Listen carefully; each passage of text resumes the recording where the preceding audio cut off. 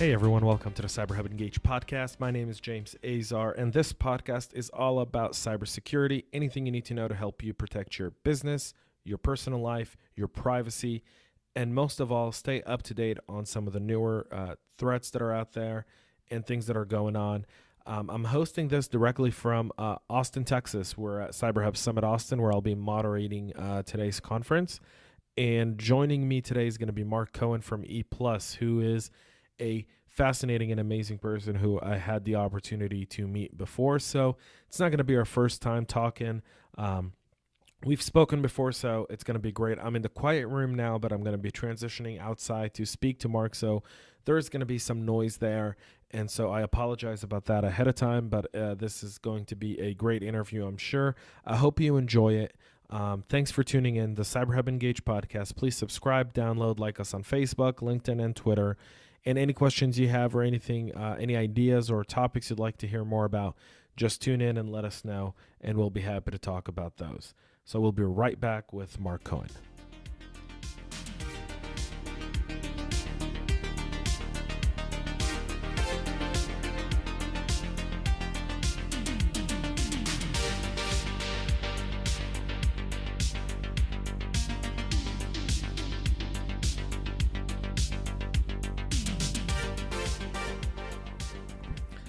Hey everyone, this is the CyberHub Engage podcast, and we are in Austin, Texas at the beautiful capital factory for CyberHub Summit Austin that is going to kick off in a few hours. I'm here with Marc Cohen from E+.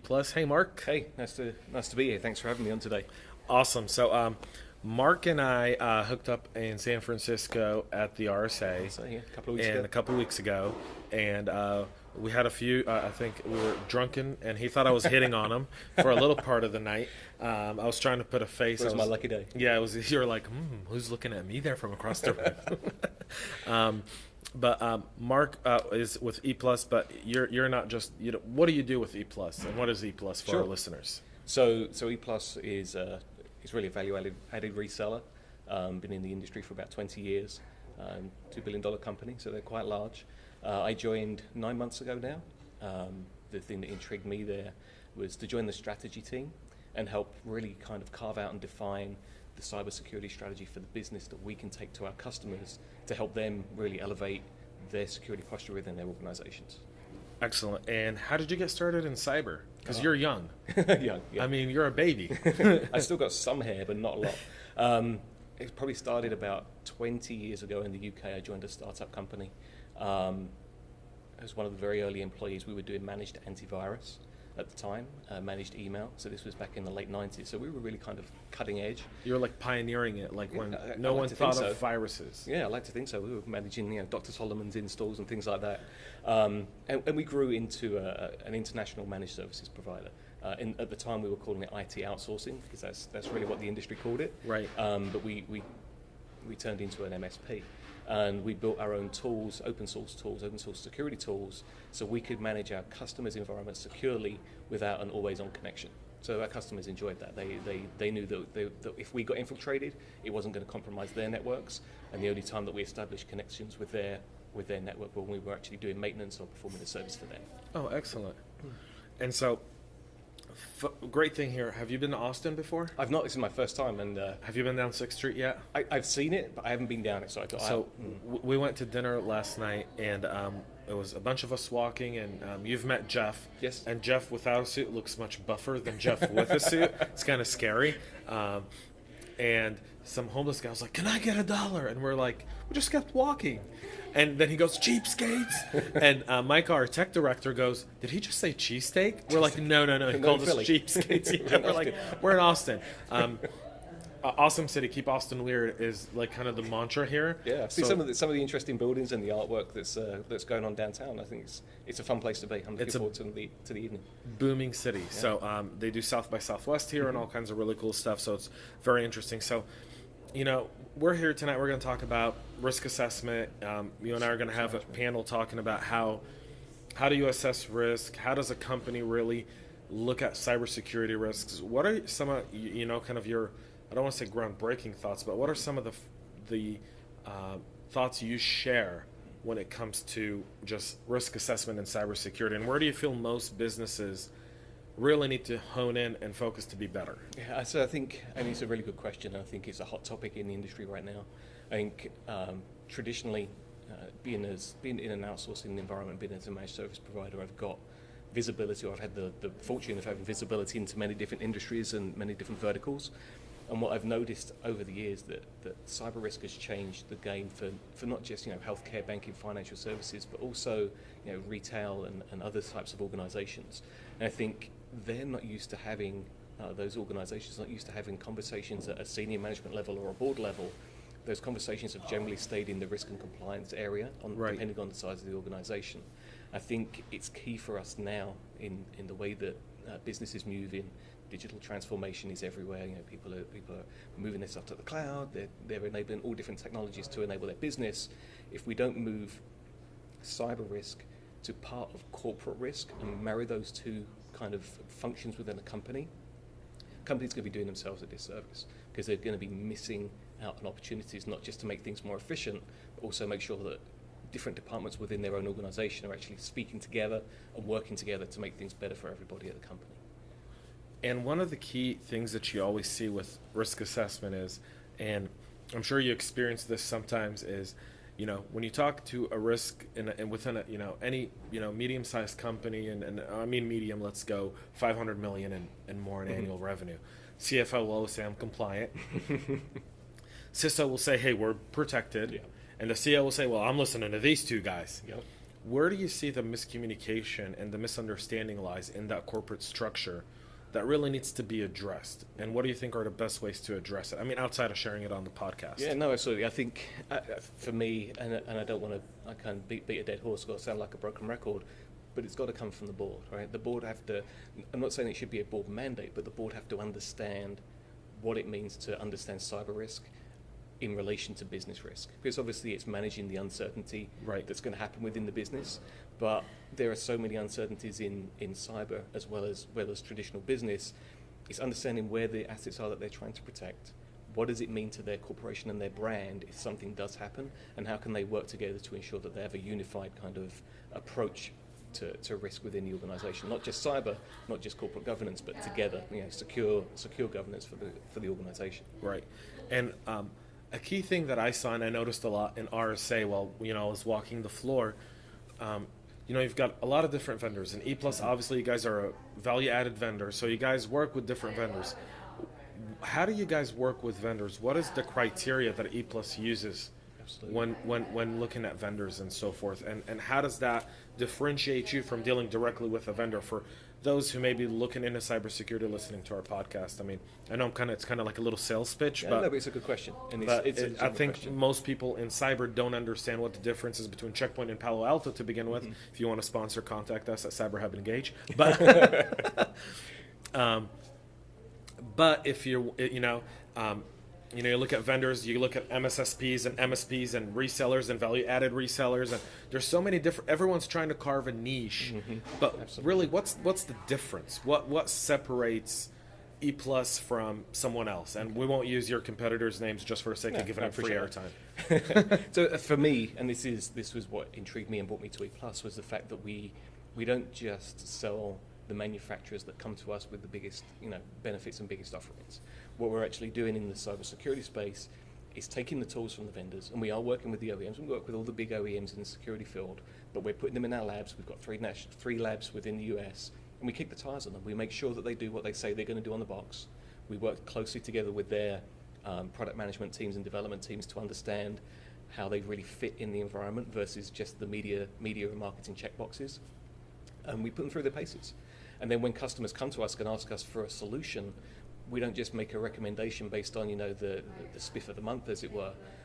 We actually work with them. We'll run a workshop. We'll get into their environment. We'll let them see all the different vendors independently to pick the best product for their use case. So we're not just selling a product. We're really trying to solve a business problem and make a business outcome achievable. So one of the things that I kind of noticed in my career in cyber and just in general in business, and with one of my companies now in London, of all places, we're hiring a CISO for our organization. And so I'm not going to shame the company, but they'll listen to this later and they'll know it's them. So I send them an email and I go, send me the job description you've posted for a CISO, and they don't have one. So I go, what are your expectations from a CISO? Well, we just need a chief information security officer. And I go, well, that's very general. Very broad, yep. Right, that's really, really broad. I mean, you kind of have to kind of break it down. And, last night at dinner with, some of the other people that were with us here, the question came up about Facebook, and now that Cambridge Analytics is shutting down, and some people call it a data breach. I personally am on the other side where I go, this was a misuse of private information that Facebook gave it. It was not a data breach. The people who argue it's a data breach, I love to have that argument with them. I go, data breach is using data and accessing data that you weren't supposed to have to be. That you weren't supposed to have. Yeah. This was data that they were given, but they just misused that data to do something completely different with it for their own financial benefit. Yep, absolutely. So them shutting down now is, great for privacy advocates. I think it delivers a point home. I think the people who, have the delete Facebook movement, I think that's really foolish. Companies of Facebook size arbitrarily are going to make mistakes simply because the corporate structure has gone so wide that people don't understand it. But I see a division, and the question is this: you see a division in CISOs to some who are privacy, some who are tech. How do you bridge that gap? Because the privacy guy says, "Oh, I'm just about privacy." The tech guy says, "Well, we've got all the right infrastructure in place." How do you bridge that gap to really? Because it's a little bit of both, and you need. Data. It's a different set of skills. How do you bridge that? I think it's a really good observation in the industry. It's a really good observation in the market for people. I see my role as a consultant when I was in a consultancy role. I always saw my role as being able to get everybody to play nice in the sandbox, as it were. Right. When corporations get to a certain size, you get vertical kind of isolation within the organization. And I'm going to use the IT department as an example because that's my background, that's my heritage. You get the storage silo, you get the compute silo, you get the networking silo. They're all involved and responsible for security, but everyone's got their head down and their elbows out, and they're focusing solely on their area of concern. And to your point on the CISOs, if they come from a privacy background, if they come from a compliance background, they need to basically open and embrace the culture of the company, the culture of the organization that they work at, and the rest of their management team, and listen and hear what's going on, not just base their decisions on their own internal skill set and experiences, because other people have got valuable experience and valuable skills that they bring to bear, and if they're not hearing that, their company's not getting the best out of their employees, right? They're not getting the best security posture they could possibly get. Well, we saw, one of the key, I think, threats that most organizations overlook is the insider threat. And there's no real technology to address the insider threat. The insider threat is trying to counterintelligence within a specific zone within a country. Yep. That's the insider threat within organizations, and most CISOs don't really look at it. They go, well, we've disabled you. The IT guy says we've disabled our USB ports. They can't download anything. Oh, we're monitoring all emails. Yeah. All that. But really, tell them that an FTP is still open, right? Yeah. Right. Number one, and then the big one. We just saw this happen with SunTrust, unfortunately, where one of their employees downloaded 1.5 million records of customers, social security numbers, account information, credit card, and kind of went off with that data. So, what can companies do to really combat the insider threat, and where do they start? Yeah, and that's a tough one, because to your point, you can get to a point where you have zero trust, right? And zero trust in a network. But for an employee, that means having a webcam on you 24/7, assuring that you're at your desk doing your job, so that people can correlate the event that took place that says, well, this actually wasn't you, this was someone that stole your credentials, because evidently you're at your desk because we can see it on the video.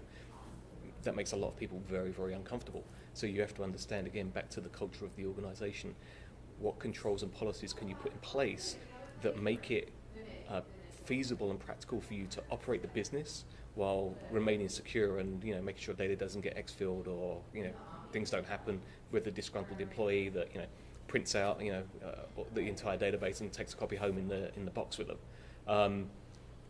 It's very, very difficult, and it's not an easy challenge to face. But I think it's one of the things that, if you've got the right policies in place, you've got the right education with your users, the right awareness. You have maybe like a buddy system where people work together on things. You don't have one person that has the keys to the kingdom, as it were. You can just mitigate the risk and mitigate the threat as much as you can. Eliminating it is very hard, like you said. Yeah, it's a challenge because, right, I mean, the more people you speak with, the more the human factor keeps coming up, right? And like anything in driving a car, cars are safe. It's the drivers that make cars unsafe, right? But unless you've got a driverless car, in which case you're probably still going to get run over anyway. Well, funny you bring up driverless cars, because this is actually a question we were having a few months ago when we were talking about driverless cars and their popularity, and more people are kind of hitting those and talking about it, is who dictates which way the car goes if it's about to crash and it wants to veer? Yeah, that's right. Is it going to hit the car on the left? Or the pensioners, or the lady with the child, or the kid that's in front of them? Yeah, it's right. It's an ethical dilemma. It's an ethical, but who decides that? Yeah. And do we want to trust our legislatures who, obviously after the Mark Zuckerberg, kind of Capitol Hill testimony, we realized those guys don't even understand how the internet works. Yeah. But you have to mention your kids' names so they can be famous on the cast, right? Yes. Yeah, that was important. That was very important. And then who is it, the engineer, is it the manufacturer, and who kind of decides that? And that's some of the challenges that we're facing with the massive amount of technologies, with IoT, with blockchain, with so many of these different, things that are happening now is crazy. Right. Like, who gets to make that decision? Cyber and IoT. I mean, I don't know about you, but I'm seeing the Sprint T-Mobile deal, the 5G deal, and I'm terrified. Yeah. Like, I have a T-Mobile line, and I'm thinking about porting out. Really? Because they're going to force 5G on you when it's been proven right now in test cases that 5G is really not secure at all. In fact, it's the easiest network to attack of all networks that exist today. So you've caught me there. You've caught me unaware because I'm not current on 5G, so I can't have an intelligent conversation with you about that one. Well, I'll take your word for it, and I will do some research on it because that is interesting. So, because my understanding was when LTE came out, 4G, it was long-term evolution. That was it. It was LTE, and we were just going to evolve LTE. Now, maybe that's naive of me. I should know better, being in technology, that it's going to change and it's going to be a new thing. When I saw 5G come out, I was like, well, surely that's just like the next evolution of LTE. Yeah. So, I need to look at that. You brought up a good thing for me there. When you talk about when you look at IoT now, and you see a lot of the businesses now evolving in IoT, cloud, and so many different aspects of securing their data, hosting their data. You no longer have a server. Sorry for the background noise, guys, but we're here at CyberHub Summit, and there's some setup going on behind us. So I'm sorry for the background noise. I can't tell them to shut up. They're the ones making the food. So and the bar. So. And the bar, and so we don't want them to spit in our food or our drinks. Yeah, exactly. So sorry for the background noise there.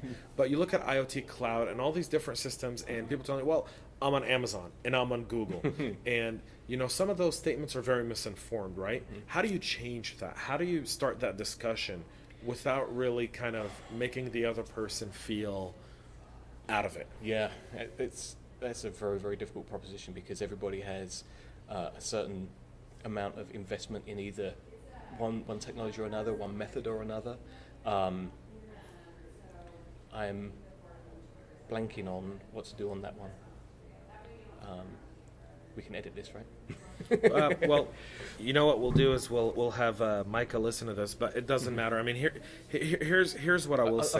I'll submit the question again. Here's what I will say. Yeah, I mean, this is an authentic moment with a little bit of noise around us. Yeah, there's a few distractions here, so it's not Mark's fault. But one of the things that I asked you was, how do you have the conversation with someone who says, "Oh, I'm on the cloud, I'm with Amazon. Yeah. Security's Amazon's problem. It's not really mine." Yeah, shared responsibility model. Yeah. You're essentially passing on the responsibility, and you see that not only with cloud providers, but you see that being done by big companies to third-party vendors, where contractually they're passing on the liability. How do you begin to have that conversation? I mean, and where do you bridge that? Yeah, I think because that's a big gap. Right it is now. a big gap. So that's a framework. To me, that's like an internal framework, and I'm not talking like ISO 1 NIST or anything like that. I mean, that's like the business framework. So it's, where do you've got to understand the contract of what you're doing. You've got to understand where the shared responsibility model ends and begins, so where you take over. I think if you have a clear delineation of how you protect your information and your data, because really we're getting back to data at that point, right? We're securing data, no matter where it is. If your policy protects that data, it shouldn't matter whether it's on premise or in the cloud. What does matter is that you understand where the delineation ends of the data protection versus the infrastructure protection, which the third-party provider's given you. You're using Amazon's hardware, in effect, to provide the storage or the compute service, where does their responsibility end? Make sure that your team really embraces that change in dynamic. If it's on-prem, you're responsible for everything. So it's an easy kind of line to draw. But if you don't make those policies extensible in either a cloud or a multi-cloud or a hybrid environment, then it's a recipe for a disaster, right? It's a recipe for trouble, because if something does go wrong, everyone's going to be pointing fingers at everybody else. If your incident response plan isn't built around the fact that you've got that shared responsibility model, if your backup and recovery procedures aren't built that you're actually backing the stuff up that's in the cloud, because believe me, I've had conversations with people who said, we've got our data in the cloud, it's good. And I'm like, okay, so how do you recover it when it goes wrong?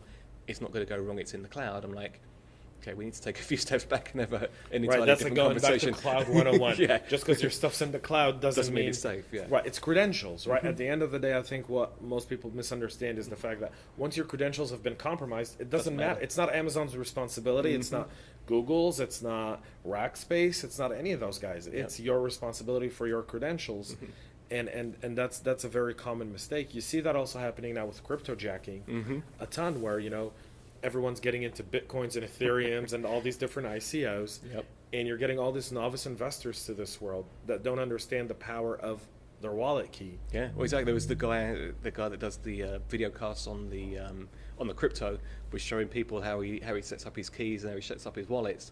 And while he was doing the podcast or the video cast, someone actually hacked him and drained his wallet of about $2 million worth of keys. Ouch! Because live. Did the live guy have live on air? Can you send me that link? I would love that. It's really sad, because I feel sorry for the guy, but at the end of the day, it just goes to prove that you've got to practice what you preach, because if you're not doing it yourself, someone's going to find a way to do it, especially when you're broadcasting it out live that you are an expert. And this guy is very, very good at what he does, but he'd forgotten that he left like a reset password at his like college email, and his college email was like an unsecured password, and someone like compromised his email account, reset the password, got his security key, just downloaded everything, sent all of the stuff from his wallet to their wallet, and it's done. Job done. Yeah. He's like, well, I took this one up to experience. Well, like $2 million is a heavy price. That's a lesson that you won't forget, right? No, that's one of those where every time you do a video cast after that, you're like, I'm using a dummy account. Yeah, I'm using a dummy account. This is what I would do. Yeah, right. Exactly. It's one of those. What do you find? You obviously travel around. You live in in the Bay Area, right? Yep. So you live in the heart of Silicon Valley, heart of innovation, as people call it, the tech industry, cyber. Everything. It's there. What's the common misconception about Silicon Valley?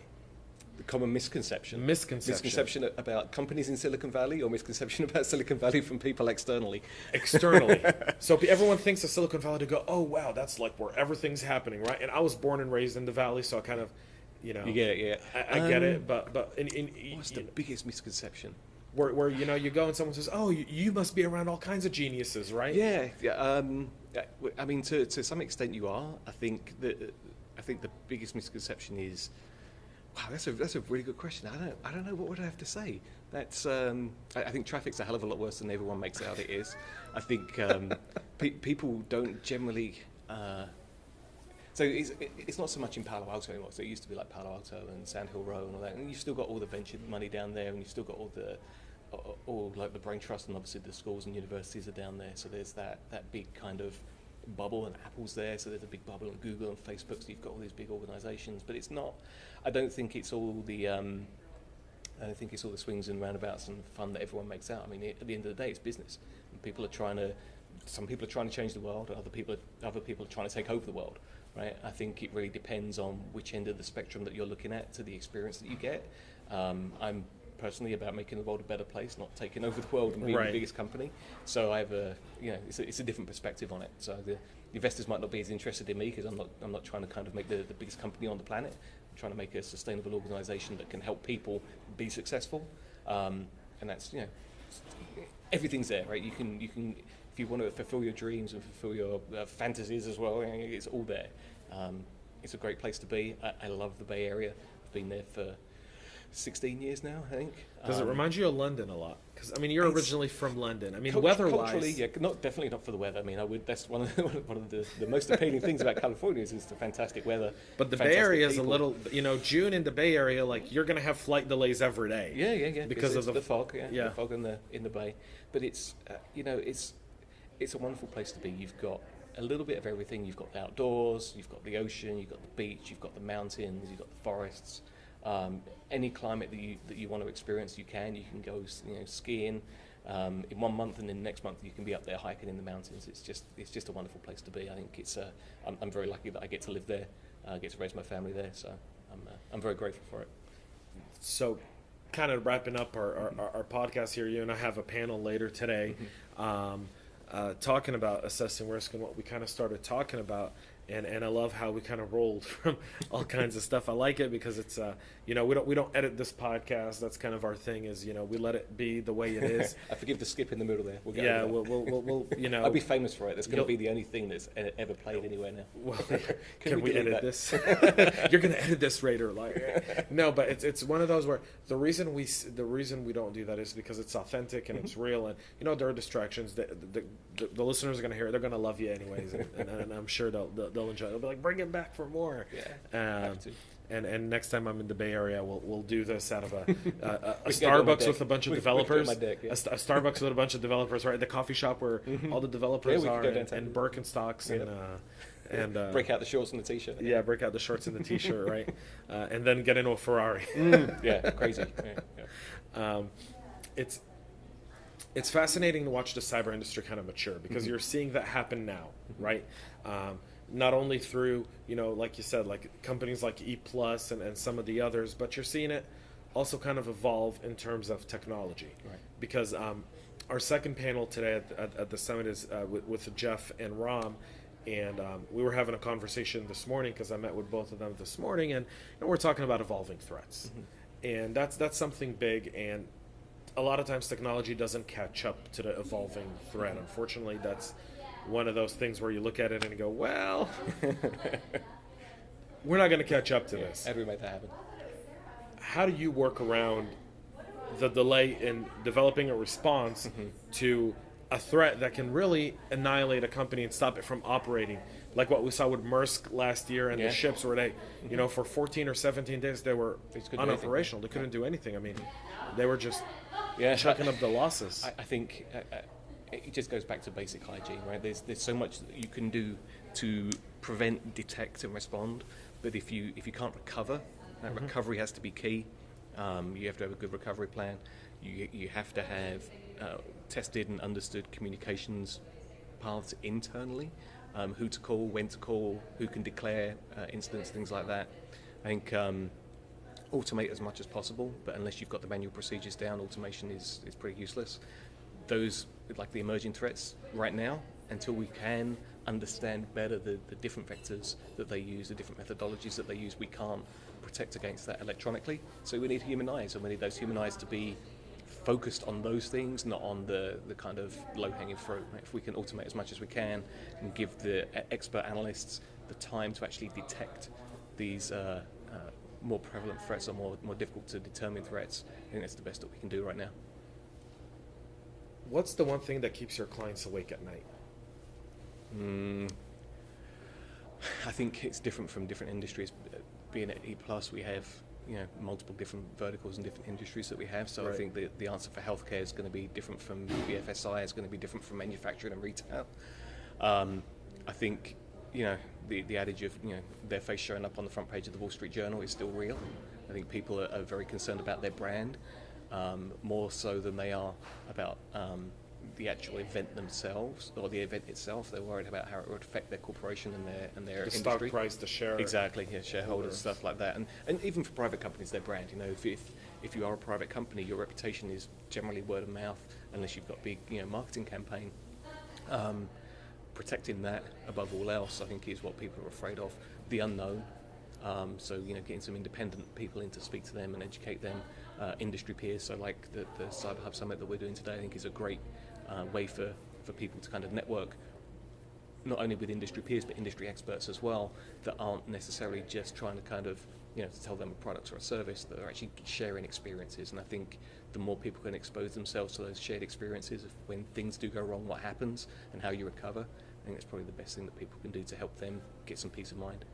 So that's a really interesting point. So in one of our previous episodes, we actually had a gentleman who will be here later today as well, and he spoke about he helps companies deal with the marketing aftermath of a breach. And it's funny to hear you say that, because I think of all the people have asked, you're the first to actually give that answer. Typically people say, oh, well, it's the fine from the SEC, and we saw that Yahoo just got fined, I think, what was it, like $35 million by the SEC for their breach, and it wasn't really for the breach. It was for failure to report the breach for 2 years. Yeah.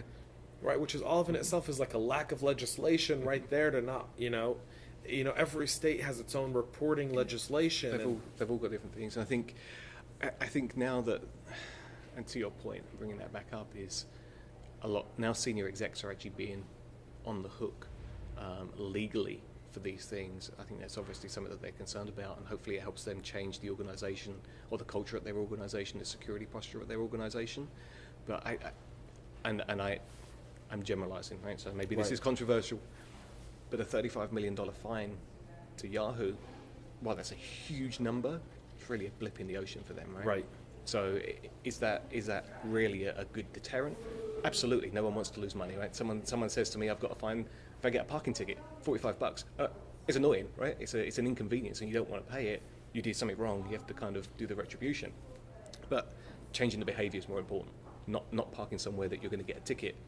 Not doing something that's going to leave your company exposed to cyber risk is far more important than the other side of the coin. So, in my opinion. Yeah. Well, yeah, I mean, it's we find that all. I mean, you see it. You just see it all the time where, senior executives are, when they start to notice something, it's almost like it's too late. I think the fact is, I think Cambridge Analytics going out of business is actually a good thing. Oh yeah, absolutely. I believe that 24/7 AI, the guys who were responsible for the Delta breach, the third party, all these third party tech vendors that are integrating with all these big companies to automate sales, do better data analytics on their marketing and traffic and all that. Got responsibilities, right? But they don't get it, and I think that's where I feel like that's the biggest weakness today. I feel like, and I don't know if that's the scenario when I speak to, CISOs or CIOs or CMOs or CEOs in any organization, and I go, well, how do you deal with your third-party vendors, risk, that are either providing you data or accessing your data to provide you intelligence? Are you auditing their systems, and are you auditing that API connection, that FTP line that's sharing information? Yeah, I mean, it's a huge issue. It's a huge concern. Third-party risk management, supply chain compromise, things like that. I think there's certainly areas that are on the rise for attack, and I don't know that it's necessarily. Maybe on the rise is not the right way to phrase it. Maybe it's the visibility into them is more prevalent than it used to be. So there's a lot more kind of onus, and I don't know if that's people shedding responsibility and pushing responsibility, or actually people taking responsibility. I've not done enough research on it to kind of know, but I think generally third-party risk management programs need to be more than a checklist that people send out and get back. I think if you're a company that's getting audited yourselves, then those same audit policies and procedures and protocols should be extended out into any third parties that you work with. Now, they may be, if you're in the heavily regulated industry, that may be the case already. But if you're not, just sound business practice, you should expect your third parties to treat your business and your information the same way that you do. I mean, that's other than common courtesy, it exposes you to a huge amount of risk, right? I went to a marketing conference in San Diego in January. Of course, I need a lot of reasons to go to San Diego, right? You just tell me, hey, James, you want to fly across the country to California? Sure, why not? Let's do it. San Diego, even better. Yeah, well, Atlanta to me gets sometimes too. I feel too landlocked. I gotta get out and smell the ocean, get a little salt on my lips, and just enjoy it. San Diego is a great place to do it. Yes, it is. And one of the things I noticed in that, I was having a conversation with different CMOs, different marketing people, because that is something I I truly care about as someone who does a lot of marketing, including this podcast and online marketing and blogs and a lot of different things. I always look how to further my skills. And the conversation I was having with a lot of people there was, well, oh, we're doing this tech and this BI. And I go, well, how are you securing it? And the answer I get is, well, no, we're hosted on Amazon. Oh, we're using the, and I'm like, no, you're not answering my, and I feel like as the marketplace gets more competitive, and it is. I mean, it's not only in cyber, it's everywhere. It's in finance, it's in healthcare, marketing, your messaging, everything, and any edge that you can get on someone else, a better business analytics report, a better, all kinds of stuff. It plays into that, right? And do you feel like there's a need to start a third-party kind of white paper, kind of a coalition between the vendors of saying, hey, you're going to carry more liability? Do you think that needs to come from cyber vendors? Do you think that needs to come from legal? You think that needs to come from, legislation or I mean, because telling a third-party vendor and third-party vendors who do marketing, some of them are early stage startups. They may not have a lot of the maturity to understand that. Yeah. Well, but a lot of times they're not going to make it to that maturity level because they're going to get breached, they're going to get dumped, and they only have one or two big clients that they're trying to go on. And I mean, I hate to keep talking about this, but venture capitalists. I mean, you're in Silicon Valley. Are some of them don't even do a cyber due diligence on companies they invest in. I mean, that's now starting to become a discussion, even in mergers and acquisitions. How do you do a cybersecurity due diligence on a company before a merger and acquisition? Yeah, I think. How do we fill it?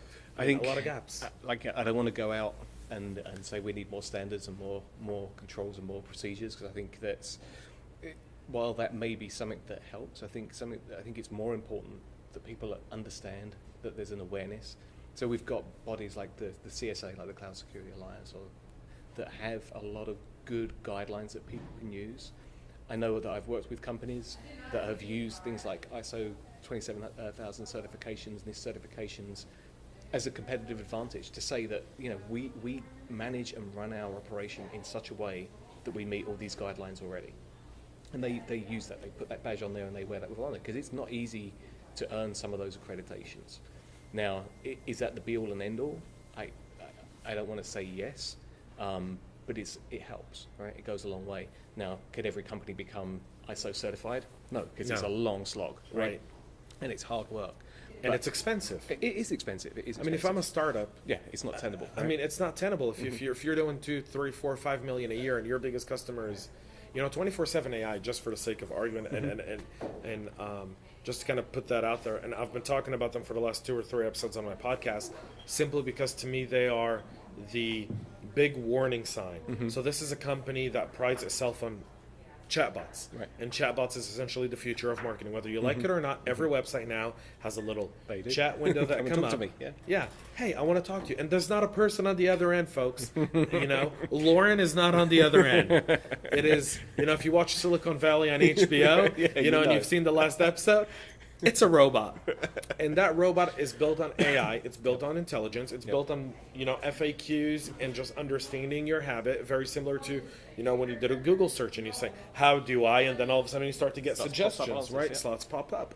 And so that is really the future of customer interaction, because as a company, you have more control over a customer experience that way than you do hoping that, a customer representative sitting there is going to do that. It's going to do it for you, yeah. Right? And so that really is the future. I strongly believe that that's going to become more and more the future. But if it's unsecured, and in the Delta 24/7 AI case, those guys were doing about 1.2 billion transactions a year, meaning chat transactions. That's what they call them. They were the largest in the industry. Based on some information that I've received, they had a standard cyber liability insurance off the shelf. Yeah, it didn't cover there. And now that Delta has 100,000 customers impacted, Sears and Kmart, who are cash strapped, who need money, have been a problem with this. You're going to start to see insurance companies and these brands go after this company. I believe they're done. I mean, I think it's a matter of 6 to 9 months before, what happened to the HVAC guy in the Target breach in Philly is going to happen to them. Yeah. Where does it start? Where does it end? I think, in that case, and that's a very good point. I think I started my career in the UK in reinsurance, right, the reinsurance market, and I think the insurance companies probably, if things played out how I imagine they will play out, insurance companies are going to have a lot of influence on this, and I think that they should have a lot of influence on this, in not necessarily dictating what companies will do before they insure them, because there's a lot of requirements that you have to meet before you meet cyber insurance, but there isn't a reason, in my mind, I foresee that they could have the experts that come in and help these organisations mitigate the risk, or give them the guidelines of things that they need to do to protect themselves at a minimum level before they'll even receive insurance. Now, we know they do some of those things today with the cyber liability insurance, but I think the insurance companies have somewhat of a responsibility to kind of push their insurance agenda to people to help them meet some of these standards before they'll even insure them, right? Because it's all right saying you've got cyber liability insurance, but to your point, if it doesn't cover their client base and it doesn't cover their third party, then it's as good as the paper it's written on, right? Now, is that a pipe dream? Probably, but I think it's somewhere that we could start, because it's an industry that's got a lot of experience in managing risk, and they've got a lot of expertise in experience in underwriting these projects and underwriting insurance. Could they extend that out? Could they do that as a service and monetize skills and experience that they already have? Probably, right? Would it work? I don't know, but I think that would be a good place to start. Awesome. Well, Mark, we can have this conversation forever, but we are about an hour and a half away from kicking off today's event. So I need to I wanted to thank you pretty. for joining us at the CyberHub Engage podcast. Thank you. You'll be able to catch this online. You can follow us on Facebook, LinkedIn, and Twitter. My name is James Azar. I'm your host, and this is the CyberHub Engage podcast from CyberHub Summit in Austin, Texas. Thanks for tuning in, and we'll be right back.